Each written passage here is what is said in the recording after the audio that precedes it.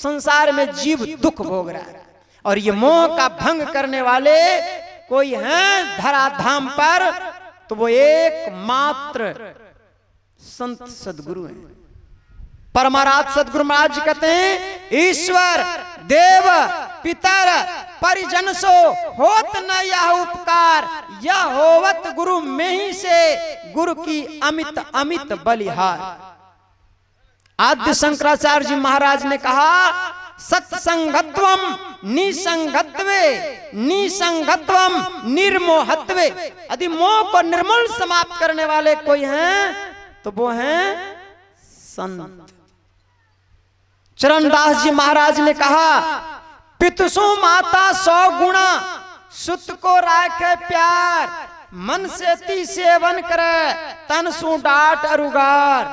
माता से हरि 100 गुणा, जिनसे 100 गुरुदेव प्यार करे, अब गुण हरे चरणदास सुखदेव।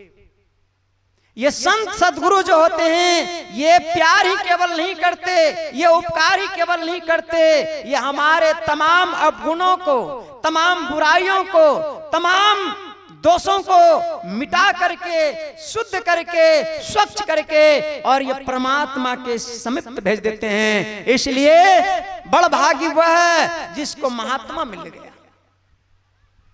रामायण में सब अपने अपने भाग पर इतरा रहे थे।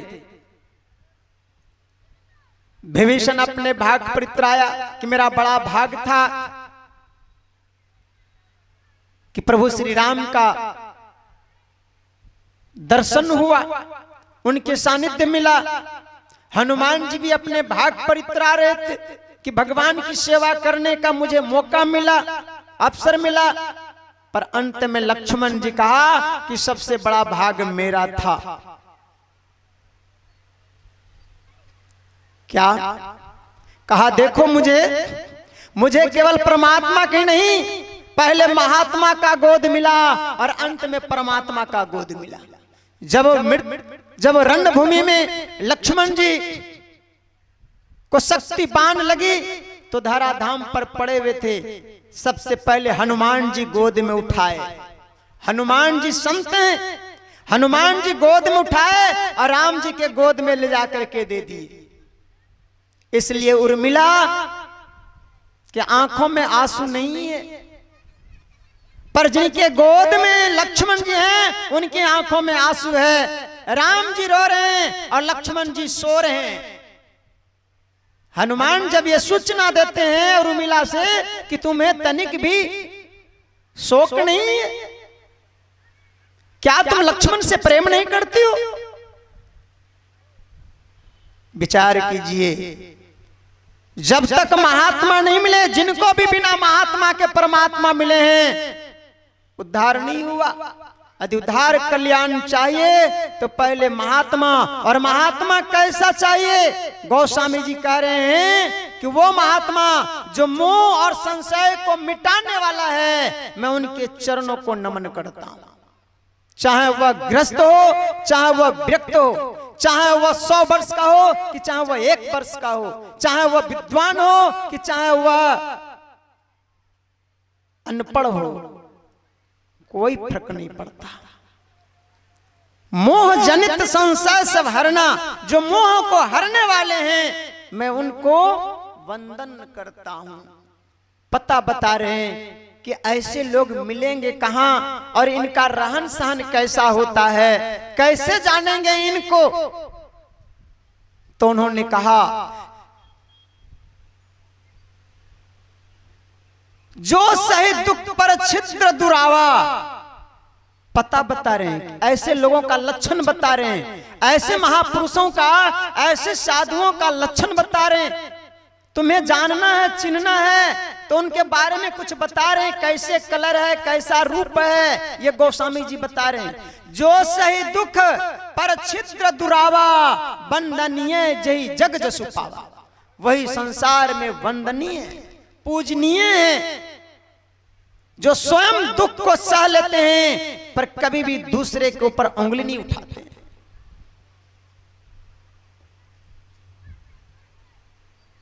ऐसे महापुरुष का सानिध्य मिल जाए ऐसे संतों का दर्शन हो जाए, लाभ क्या होगा, फायदा क्या होगा। गोस्वामी जी कह रहे हैं कि आनंद आनंद ही आनंद हो जाएगा।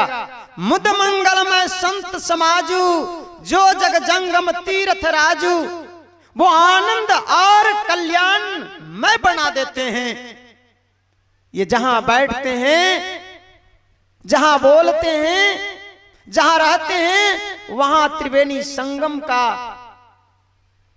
धारा प्रवाहित हो जाता है। वही त्रिवेणी संगम है। इसलिए इनके पास जाना तो सबसे पहले नमन करना, क्योंकि इनके पास बड़ा सूझबूझ होता है। और इसलिए सुन रहे थे, सुजन समाज, ये जैसे जहां रहते हैं, इनके आसपास जो लोग रहते हैं वो बड़े ही सुखद होते हैं।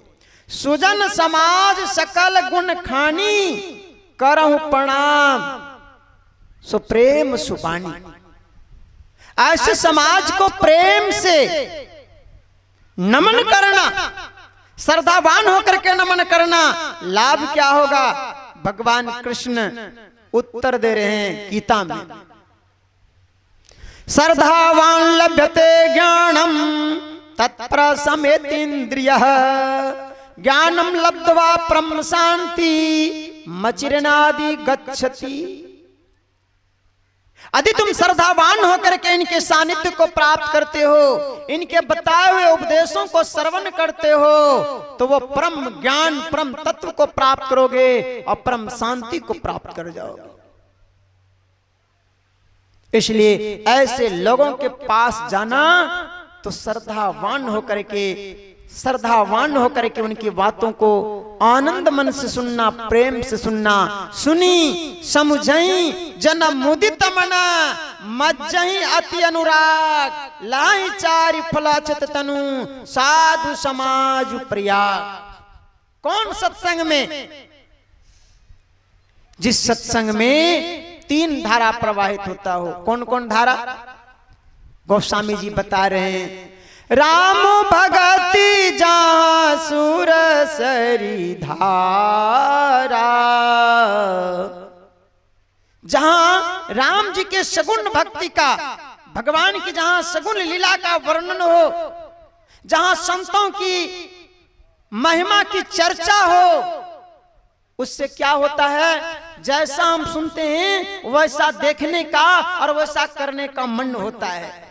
जब हम संतों की विशेषताओं को सुनते हैं, जब भगवान की लीला को सुनते हैं, तो भगवान को देखने का, संतों से मिलने का प्रबल इच्छा होती है। और जब इच्छा होती है तभी हम उसकी व्यवस्था में लग जाते हैं, और जब आप व्यवस्था में लगते हैं तभी उसकी प्राप्ति होती है। तो सुनने से करने की इच्छा होती है, और जो करते हैं वही आपका कर्म बनता है, यानी आपका वही अनुष्ठान हो जाता है।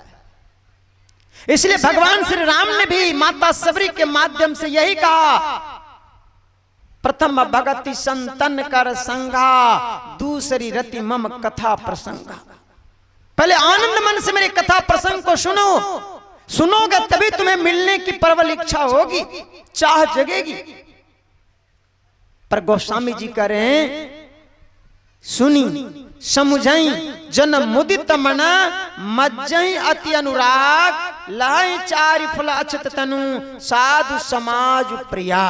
साधु समाज के उपदेशों को आनंद मन से यदि सुनते हो तो अर्थ, धर्म, काम और मोक्ष, ये चारों चीज की प्राप्ति होगी। सुनने के लिए तो सभी सुन रहे हैं साधु समाज को, लेकिन प्राप्ति हो रही? आज सत्संग का चारों तरफ होड़ लगा हुआ है, और कुछ भी खा पी करके भी सत्संग हो रहा है। इधर चल रहा है खैनी, बीड़ी, भांग, तमाकू, उधर बन भी रहा है, सब कुछ हो रहा है और सत्संग भी हो रहा है। और कहा भी जाता है कि आप कुछ भी खाइए पीजिए, केवल सत्संग कीजिए। पर गोस्वामी जी कहते हैं कि मैं जिस सत्संग